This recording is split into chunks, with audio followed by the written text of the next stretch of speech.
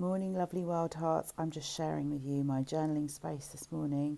Got my iPad with some music that I like to listen to, twinkly piano music that we use for our journal sessions at Journaling Your Jammies. I've got a lovely cup of tea. And then these are the decks that I'm using today.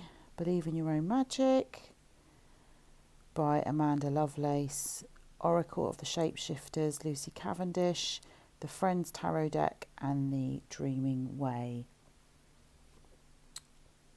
Lenormand, is that how you say it? Quanshina, written by Lynn Arujo. I don't know if I'm saying that right. I like this little deck. It's quite handy. So I've already pulled these cards because I've done my journaling this morning. But the message that came out today was so... it was so powerful. And this... that I wanted to share it with you. So the first card that I pulled was Make a Decision. And I'll show you all the other cards so you can see how they fit together. But that was the first one. So just have a look at that and see what you get from that. Whether you take the words or look at the pictures.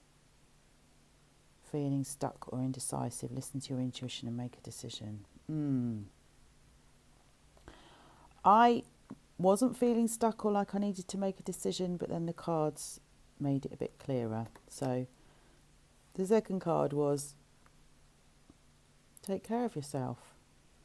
And I thought, yeah. So my next thought was the decision is to put myself first, which I very rarely do. So one of the ways that you can break that pattern if you don't put yourself first is by putting yourself first, even if it's uncomfortable, in all the little ways. So you just find little things to do, like instead of getting online and posting on social and doing work stuff, I get up slowly, I make a cup of tea, I sit down and I journal. And as these cards were coming out, I was thinking, I want to record a video and tell everyone. And I was like, no, do your journaling first, you first, then the others next. So I am doing a journaling class tonight on putting yourself first, if you'd like to join me. I should put a link below for you to join my drop-in sessions. I'm doing a winter journaling retreat. So it's an invitation to go within and reflect. And we will use the cards in this way to journal on, which are very powerful because the colours and the symbols and the words tap into the parts of us that need to hear the messages. So yes, so decide to put yourself first. And then you'll never believe what card came out next. Be your own first priority. I was like, oh, what the hell? But I love it how, you can't avoid the messages from the cards. And if you do, then they send you double messages or triple messages to say, this is what you need to do. You've got to put yourself first without feeling guilty, bad or selfish. How do you do that? You just have to do it in small incremental steps, because if you do too much at once, you'll probably trigger yourself and find that that's overwhelming, and maybe you'll spiral into shame or into self-loathing, or telling your inner critic will fire up and tell you that you're selfish. But you must do little things.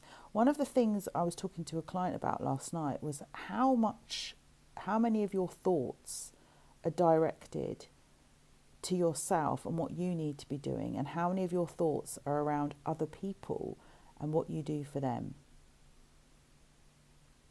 And that is a real eye-opener, that question, and we're probably going to be journaling on that tonight later. But I have some really good journal prompts to get people looking at the fear. It's moving beyond the fear of putting yourself first. When you were a child, you couldn't put yourself first very lightly. You had parents that, narcissistic parents that insisted on being put first. Their needs, their thoughts, their approval, all of that came first. And you couldn't take up space in that relationship. It wasn't safe for you to. So you have to start doing that now. So the next card, now this came out reversed. So not everyone reads reversals, but reversals for me is just the opposite. So the mountain in this deck, number 21 or number 8, well, there's 2 numbers on there. What happens if we add up 21 and 28? We get 29. What happens if we add up 9 and 2? We get 11. 11 is a master number. It's a portal energy. So often when we think of the mountain, this card represents obstacles. And that's another thing when you're healing. When we're healing, we feel like we've got to make it to the top of the mountain. And I heard Robbie Williams on an interview recently, because he's promoting his new Netflix documentary, say, yeah, I got to the top of the mountain and realised that there wasn't anything there. So he was effectively saying, I wanted to be famous all my life because I thought that would fill up the holes in me and make me feel good about myself, with all the constant adoration and the money and the notoriety of being famous. But I got there and realised there's nothing at the top of the mountain. And really, I don't think the objective of healing is to get up to the top of the mountain. And if you've watched my free training that I've recently made called How to Get Your Sparkle Back, I talk to you about how to create your healing roadmap. And it isn't about climbing mountains, and it isn't actually about moving forward. It's more about going within. So if this is reversed, it means there aren't any obstacles in your way at the moment. The only obstacle is you, because you don't put yourself first. And then you wonder why you're burnt out and tired and resentful and angry and frustrated. And when you're caught up in everyone else's stuff,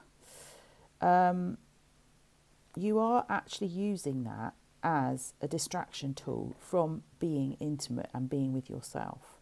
So one of the first things you can do is come along to tonight's class and show yourself that you are worth spending time with, and show yourself that you're listening, and show yourself that you prioritise yourself. The Ace of Pentacles is the tarot card. This is a card of new beginnings. This is the card of, well, it's Pentacles, so it's abundance. But also what I'm getting from this card, because I read the cards intuitively, in the tarot deck, Pentacles are earth energy and they're grounding.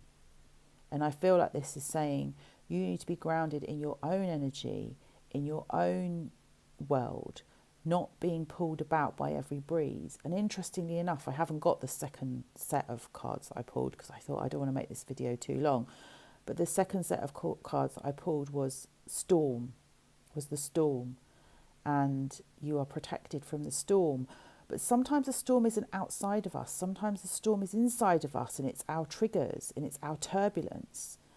And actually, you need to tend to that, because all that you're in control of is yourself. You're not in control of all that's going on out there. And then the third set of cards I got was about not being decisive enough. So it was telling me to unplug from social media again, and it was saying you've been a bit on and off with that, Lisa. On and off like a tart's drawers, as my nanny would say. And I have, and I still haven't decided what I'm going to do about that. So that's another decision. So my questions for you today, if you're coming along to the journaling class tonight, then we will look at putting yourself first. But if you're not, my questions for you today is, what do you need to make a decision about? Where are you neglecting yourself, not listening to yourself, not taking care of yourself? Look at her sitting in her little flower, all sparkly. Get my training, Get Your Sparkle Back. That will help you.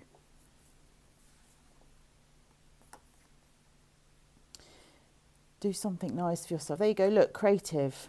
Journaling is creative. What do you like to do to create? Do you like to bake? Do you like to cook? Do you like to knit? Do you like to sew? Do you like to paint?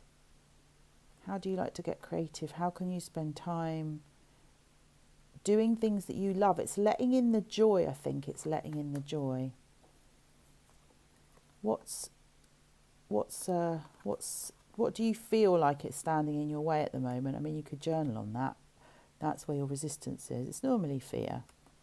So it's saying there's nothing in your way. You're in your own way. Get out of your own way. And you get out of your own way by tending to yourself and being grounded and taking care of your nervous system and your energy, protecting, grounding, cleaning your energy. If you want to learn how to do that, then you need to buy my emotional first aid kit, because that's everything the sensitive soul needs to stay in the body and be comfortable with what's going on in your body. And it takes time, it takes practice. So, which card, would you write in the comments which card is speaking to you the loudest? There they all are again. Just drop me in the comments below. And if you don't want to say that and you just want to show me that you've made it to the end of this video, then drop me a, what should we have? A crown or a heart for Queen and Love in the comments below. And remember to give this video a like and subscribe to my channel for more videos. And I'll see you in the next one. Bye for now.